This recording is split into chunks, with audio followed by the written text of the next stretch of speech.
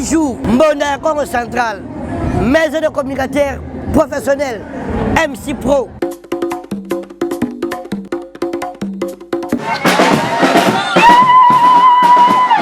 Moto malamu yende bapesaka ba invitation po ete azalaka toujours na likanisi ya malamu. Lolenge mwana mboka honorable député provincial ya circonscription ya Mbanza Ngungu, autorité morale ya ONG babengi Tombokolo, la présidente de l'association des amis de Rachel Diazanguka, na kombo ya Rachel Diazanguka Ntsona, ye amemamaki elongo na équipe na ye mobimba pona ko répondre na invitation oyo bapesaki na église locale ya village babengi Kimpika na secteur ya Gombe Matadi groupement Kilwango territoire Mbanza Ngungu. Na mokolo ya dimanche 12 septembre 2021 alongwaki Mbanza Ngungu na 7h49 pe akomaki na mboka oyo na 11h59.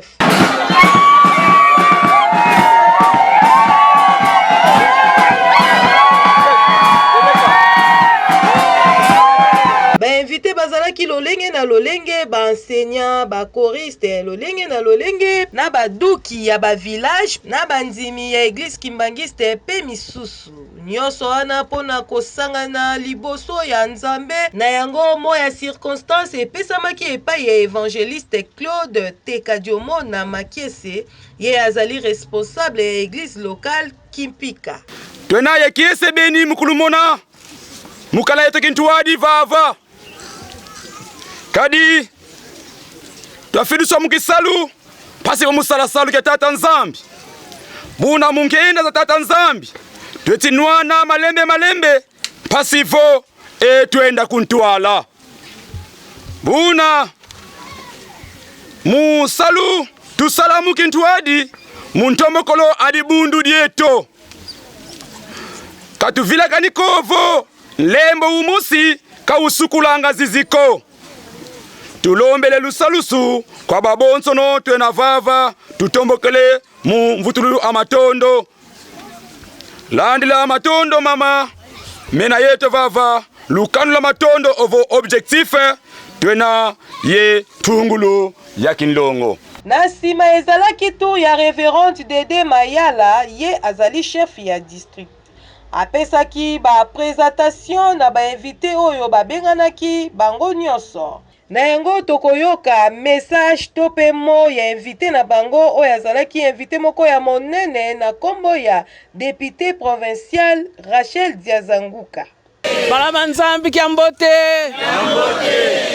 Besi Kimpika. En tout cas, Mukiese Ngina vongizi va fulukampila hii. Mutala bizidi tuzigana matondo kwa Nzambi Mukiese Kiangolo Ngina.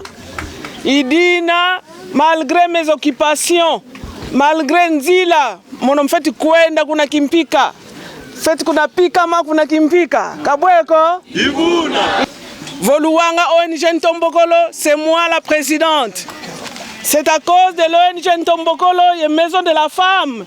Benavava bo batukidi kuku, ye kuiza kuna lubingwa muzi réunion, bau bamvota.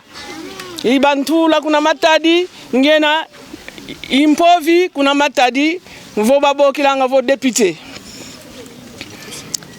En tout cas, Mukiese Ngina nanga kalukumvila kana diaka ko volumbwini luzaya vo député dieno dina yeno kuna Matadi kabweko Ibuka ngizi mu cadre église mengizi pe mu cadre mpasi volo ambona ngina mu vacances parlementaires isongilanga vo bwei ngizi ku vacances parlementaires mfeti tamo matuki dikuna motu salanga kuna mfeti baka mo mabeno ngina natikuna bugita vutu kabubu tutakwenda mu session budgétaire.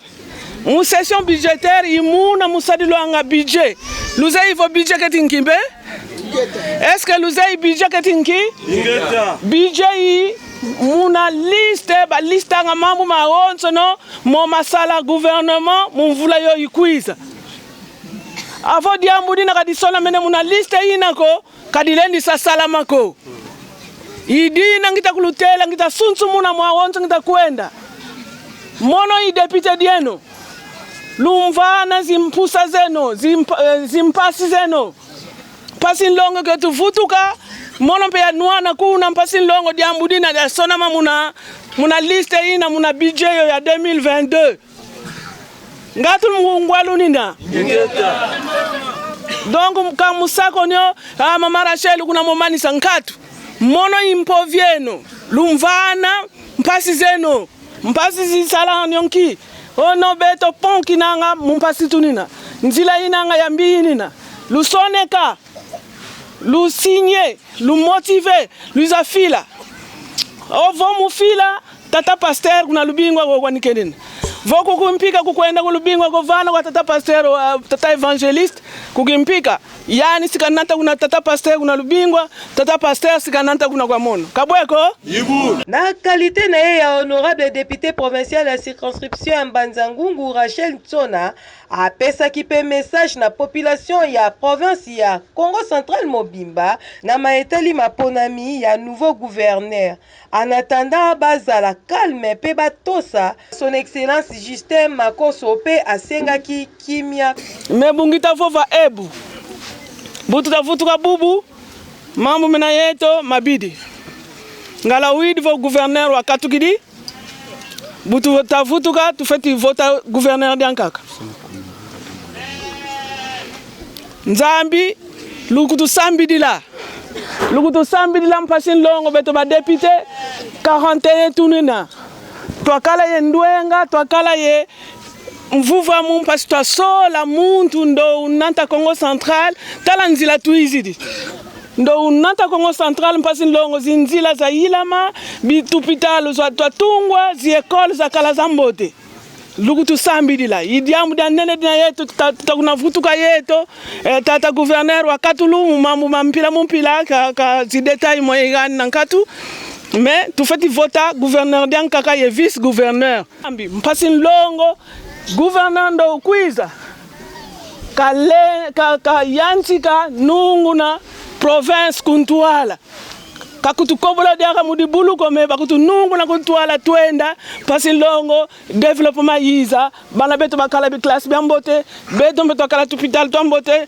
twakala mpe zinzila zambote tokoyebe te bazwamisami na population oyo na mokolo ya dimanche 12 septembre batondisamaki vraiment na esengo mingi komona mama Rachel babinaki pe basepelaki balobi ete esengo kozala na mama motema malamu boye kasi mama Rachel atambolaki ye moko te azalaki na ekipe na ye mobimba lokola proche na ye babengi na kombo ya Kama mosusu oyo azali na kombo ya Algracia pe lisusu accompagnateur na ye ya monene na kombo ya Achille.